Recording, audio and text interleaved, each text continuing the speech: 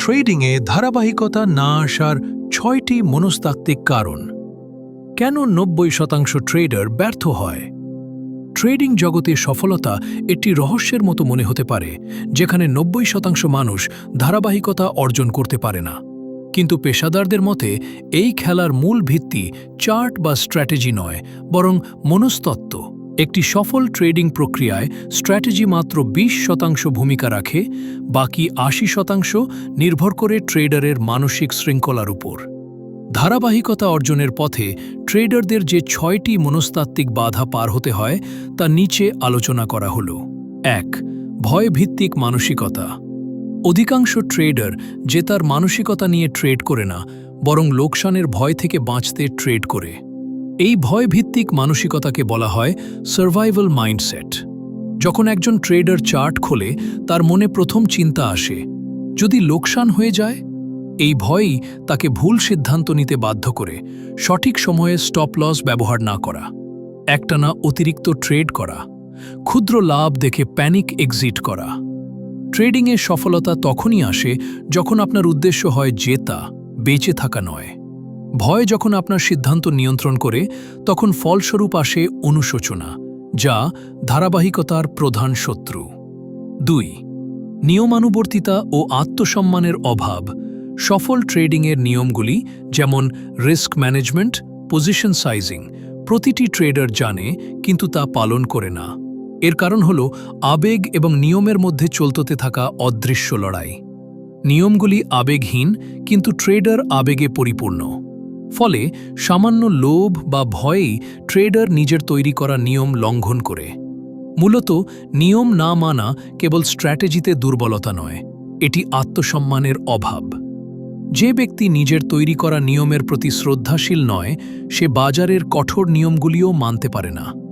ধারাবাহিকতা কেবল নিয়ম মানা থেকে আসে না, বরং নিয়ম মেনে চলার মাধ্যমে সেই মানুষে পরিণত হওয়া থেকে আসে যে ভালো ফলাফলের যোগ্য। ৩. শর্টকাটের সন্ধান। অনেকেই ট্রেডিংকে দ্রুত অর্থ উপার্জনের একটি শর্টকাট মনে করে। তারা ধৈর্য ধরে শেখা এবং পুনরাবৃত্তির কষ্টের পথটি এড়িয়ে যায়। তারা হোলি গ্রেল বা ম্যাজিক ইন্ডিকেটরের সন্ধানে ছোটে, যা রাতারাতি ধনী করে দেবে। আসলে ট্রেডিং দ্রুততার খেলা নয়, এটি সহনশীলতার খেলা।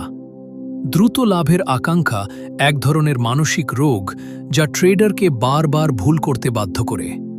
ধারাবাহিকতা আসে পুনরাবৃত্তি এবং শৃঙ্খলার মাধ্যমে, দ্রুততার মাধ্যমে নয়। যে ট্রেডার তাড়াহুড়ো করে, বাজার তাকে ধীরে ধীরে ধ্বংস করে দেয়। ৪. লোকসানকে ব্যক্তিগত পরিচয় হিসেবে দেখা। ব্যর্থ ট্রেডাররা লোকসানকে ব্যক্তিগত আক্রমণ বা নিজের যোগ্যতার বিচার মনে করে। তারা ভাবে, আমি লোকসান করেছি মানে আমি ব্যর্থ। ফলে লোকসান হওয়ার পর তারা আবেগপ্রবণ হয়ে রিভেঞ্জ ট্রেড করে। পেশাদার ট্রেডাররা লোকসানকে ব্যক্তিগতভাবে নেয় না। তারা এটিকে প্রক্রিয়ার একটি অংশ এবং নিরপেক্ষ তথ্য হিসেবে দেখে। লোকসান হল বাজারকে দেওয়া একটি ফি, যার বিনিময়ে আপনি মূল্যবান শিক্ষা পান। লোকসানকে আবেগ দিয়ে নয়, বরং স্পষ্টতা দিয়ে বিশ্লেষণ করতে শিখুন। ৫. বাজারকে নিয়ন্ত্রণ করার চেষ্টা। ট্রেডারদের একটি মারাত্মক ভুল হল অনিয়ন্ত্রণযোগ্য বাজারকে নিয়ন্ত্রণ করার ব্যর্থ চেষ্টা করা। বাজার কখনোই আপনার প্রত্যাশা, স্ট্র্যাটেজি বা আবেগের উপর চলে না। বাজারের কাজ কেবল মূল্য দেখানো।